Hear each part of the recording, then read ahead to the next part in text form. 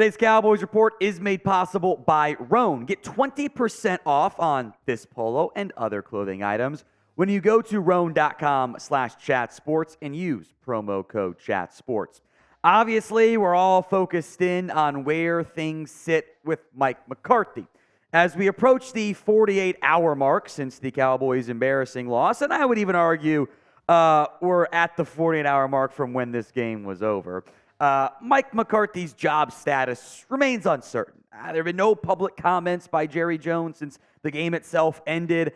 There haven't even really been any reports since the Cowboys lost Packers, beyond the ones we get into, which are mostly, we'll see.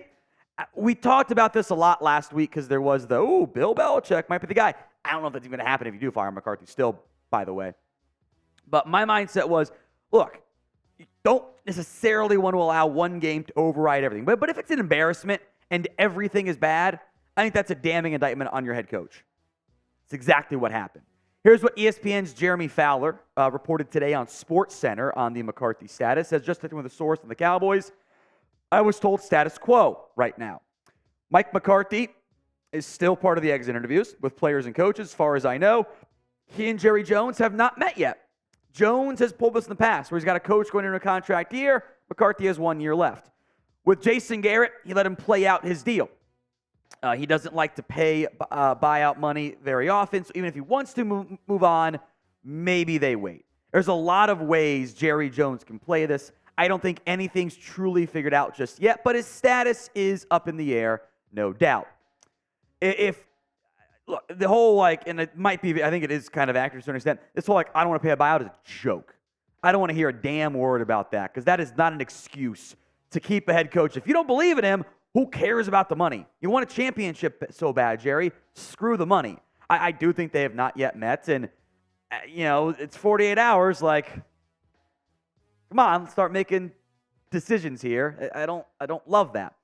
Now, there was this tweet yesterday from Jane Slater, 2 parts that we'll go to. The first one here wasn't nearly as apparently inflammatory as some have made it out to be. We'll come back to that later.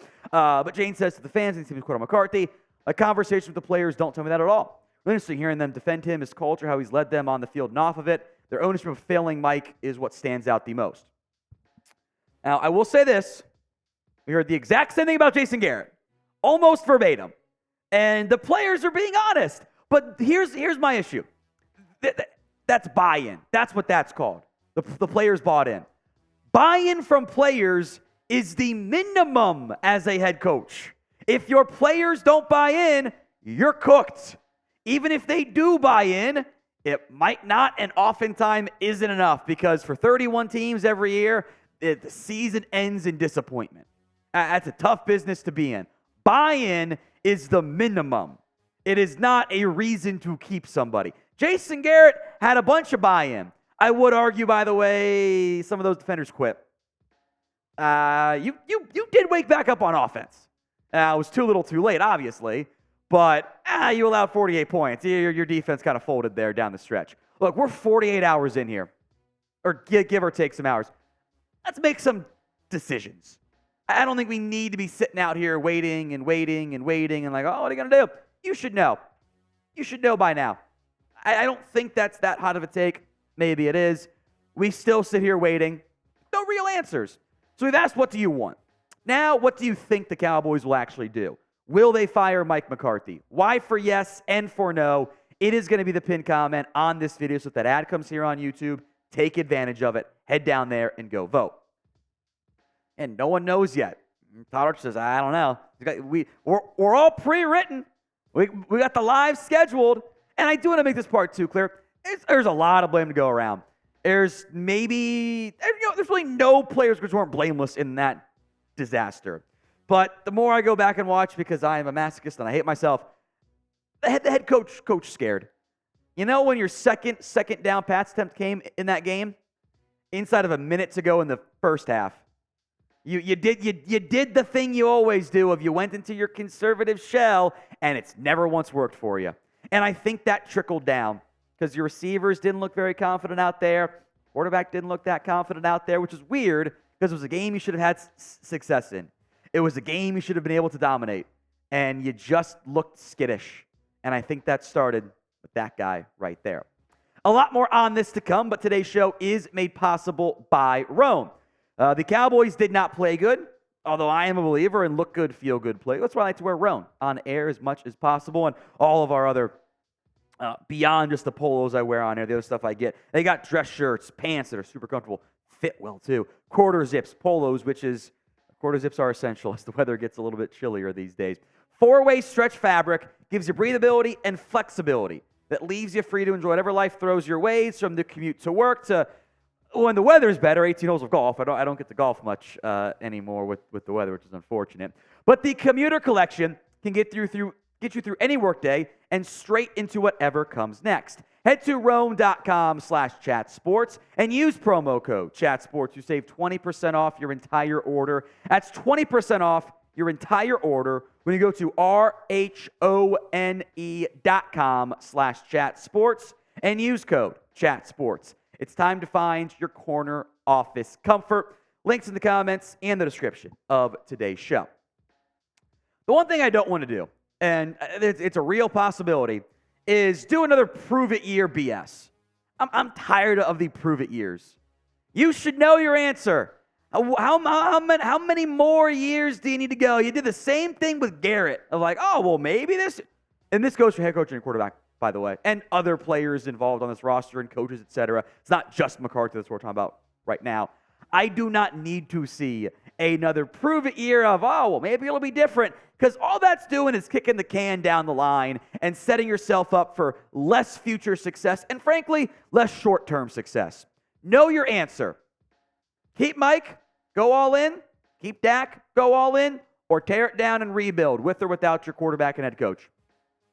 The middle ground is how you end up going back to the 8-8 Garrett BS.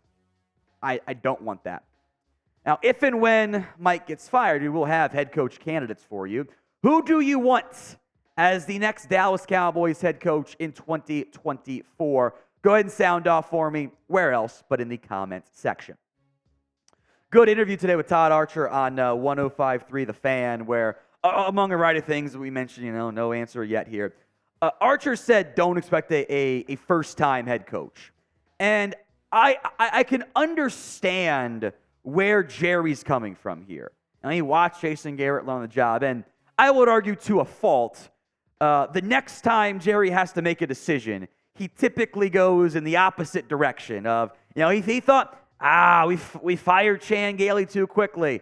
I'm going to give Jason Garrett a decade. Like, it tends to flip it a little bit too far in the other direction. I should have given Randy Moss a chance. Now they love taking gambles on character players, It's annoying. And I get Jerry at this stage in his career, the urgency he feels to a certain extent. He still won't go full aggressive because he didn't want to, risk it not working and then 2 years later tearing it down again. I get not wanting the inexperienced coach. I get it. But I think you have to be willing to listen to other head coach candidates. If you only interview guys who have had experience, you're cutting down the coaching pool when there's no reason to do so. So I do not want that for the Dallas Cowboys. That is not something I want to see happen. I do not think it is a good idea. I think you have to be open to doing other things. If you fire Mike, I need a real coaching search, or it's not going to turn out well at all. So when or if the Cowboys choose to fire Mike McCarthy, we will have a live show for you. I'd greatly appreciate it if they didn't do it on a Friday. Like, I got solo dad day, and that's just going to wreak schedule with my havoc. So one time, Dallas, help me out. Hit that sub button, because I'll set her right here, and she can watch Bluey or Miss Rachel instead. Hit that sub button for me right now. I do want to go to this other part from Jane. And Jane, by the way, is now apologizing for this tweet, and I don't think Jane did anything wrong. I have a lot of thoughts on this. And this, I kind of cut out some of the other generic stuff in the middle of it. But this is the one that got people upset and I think some out of context stuff, frankly.